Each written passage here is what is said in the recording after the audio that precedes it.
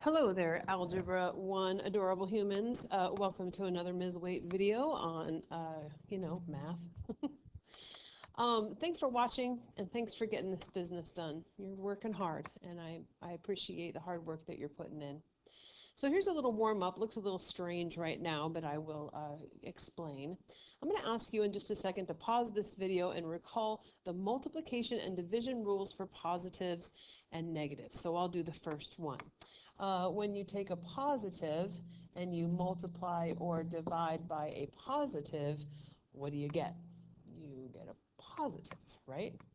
And so you'll do the other three. And remember, every time you're dealing with multiplication and division, whoops. So go ahead and pause this video and fill in the rest of that chart. All right. So when you have a positive and you multiply or divide by a positive, you always get a positive. When you have a negative and you multiply or divide by a positive, you always get a negative. When you take a positive and multiply or divide it by a negative, you also always get a negative. And then when you take a negative and you multiply or divide by a negative, you always get a positive. Now, the way some people look at this, and like we talked about before, is like in this case where these signs are the same, one positive and two positives, or two negatives, you end up with a positive. So when your signs are the same, you get positives. When your signs are different, you get negatives. And that's a great way to think about this. But there was that other thing that I told you about that I think is funny, and it goes a little something like this. When good things happen to good people, that is good. When bad things happen to good people, that is bad. When good things happen to bad people, that's also bad. However, when bad things happen to bad people, that's good. It might be a little bit mean, but it helps me remember, and hopefully it will you as well. So I've mentioned before that we're not going to be using Fuel K-12. Hopefully you've got that message. We are going to use, oh, this says the geometry textbook. It's not going to be a geometry textbook. It's going to be an algebra textbook that we've used for this class for years. It's called Big Ideas Math. And this textbook has an online assignment platform where you can do assignments and turn them in without worrying about printing or photographing or scanning and uploading to Google Classroom. We're going to start using this platform by the end of this week, and actually on Friday your assignment is going to be to get signed up on that platform. So more information on that coming soon. I just wanted to remind you that that's the deal. So now's the time to get out your notebooks, and you've taken some notes now and you are starting to learn how to pull together a note page. The first thing you're going to do is pause the video and go to your last set of notes and write yourself some questions. Write questions in that question column, chunk your notes, and try to write a question for each chunk of notes. And then go to the page before and write a summary, because that will complete the process of reviewing that note page. Then go to the next blank piece of paper in your notes and get your page ready for today's notes. So you'll create a space at the top for your topic, for your essential question. You'll create a space at the bottom for a summary, and then you'll draw a connecting line between those two things, creating a space for questions and a big space for notes. And in that big space for notes, we're going to be taking some notes today. So pause your video and get that notebook set up. Okay. So here we are with our essential question and our topic. The essential question is, how do you multiply and divide with fractions? And our topic is multiply and divide with fractions. So your topic goes at the top of your new note page, and right underneath it goes the essential question. And then once you get that done, you're going to want to flip back to your table of contents and make sure you write your topic on the next line of your table of contents. Be sure you put your page number out to the right so you know where to find this topic should you need some review. I'm kind of already forgotten what page number we're on, 3, 4, something like that. But you know, because it's your notebook and you've got it in front of you. All right, once you get that done, we'll start doing the lesson.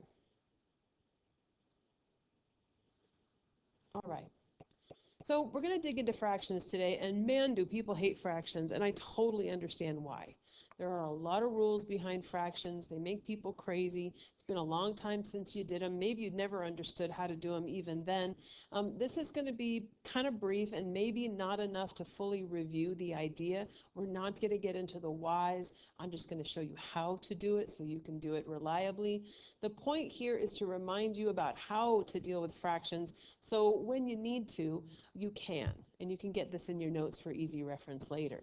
We're going to start with the least complicated, at least in my opinion, way of dealing with fractions, and then we're going to work our way up. And we're splitting this into two videos. Today is going to be multiplication and division, which are actually fairly simple when it comes to dealing with fractions. And then on Wednesday, we will tackle addition and subtraction, which is a little bit more complicated. All right. So starting with fraction multiplication, this is the thing that people actually like about fractions because it's very straightforward. I think people get confused with fractions easily because it depends on what operation you're using, multiplication, division, addition, or subtraction. Those things influence how you solve the problem. But fraction multiplication is actually quite simple. You don't need a common denominator. You just multiply straight across the top and straight across the bottom, and then simplify your fraction, and you're done. So let's take an example. Let's say we have 2/3, and we want to multiply that by 3/4. In order to do that, we just multiply straight across the top and straight across the bottom. And whatever we get is at least pretty close to our answer. So straight across the top, we have 2 times 3, which is 6. And then across the bottom, we have 3 times 4, which is 12. Now that's a great answer and probably good enough, but we want to keep in mind that that's not the complete answer until we simplify or reduce it. Reducing can be kind of tricky, but the idea is that you want to find some number, any number, that goes evenly into both the top and the bottom number. And here's my suggestion.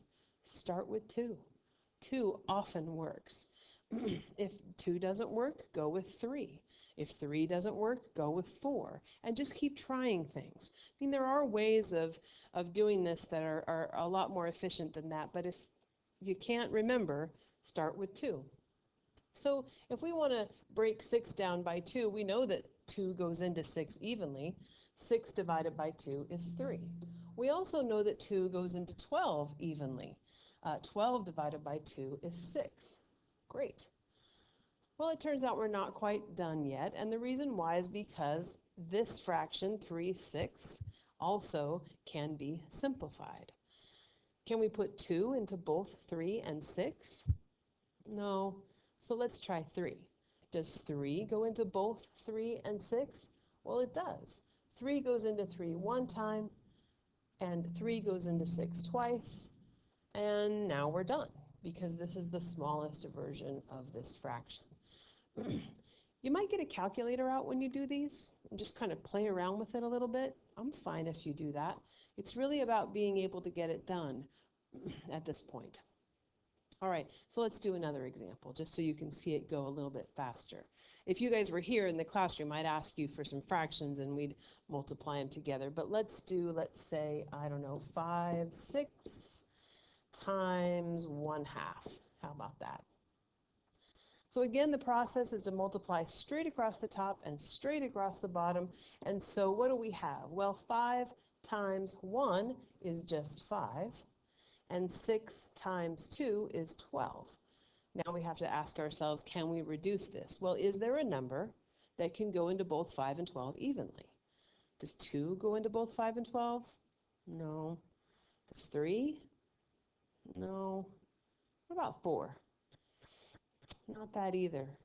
Oh, but 5 goes into 5, so maybe 5 goes into 12. Oh, no, it doesn't. And that's where we can stop checking.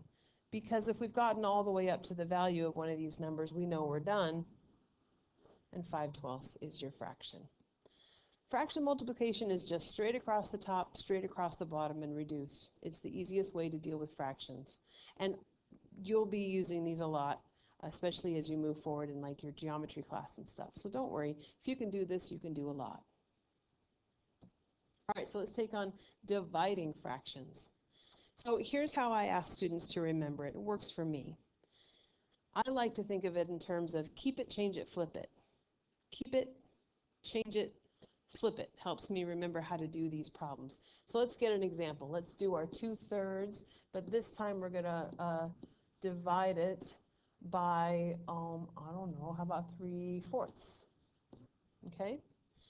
Now when I say keep it, that means this first fraction. You're gonna keep it. And when I say change it, you're gonna change the division. And when I say flip it, I mean you're going to flip this fraction over.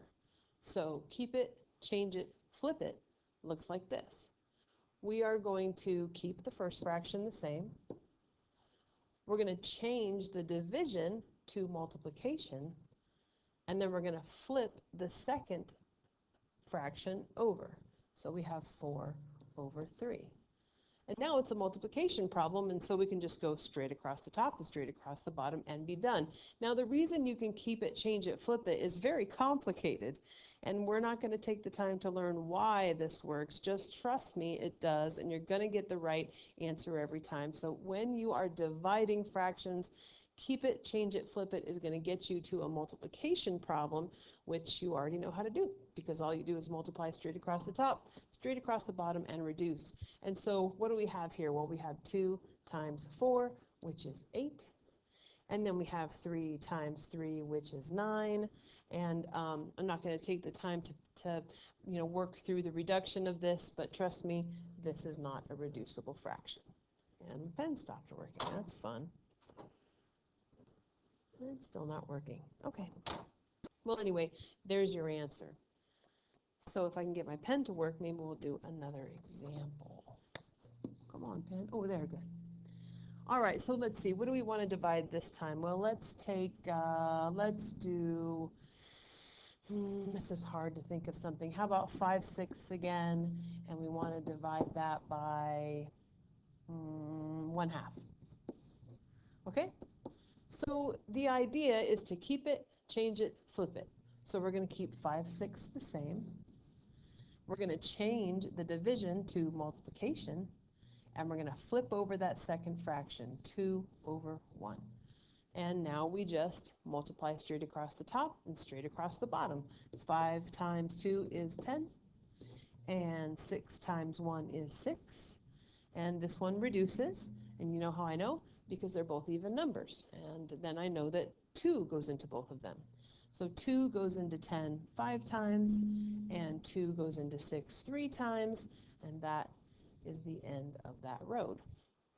Now you see how I got 5/3?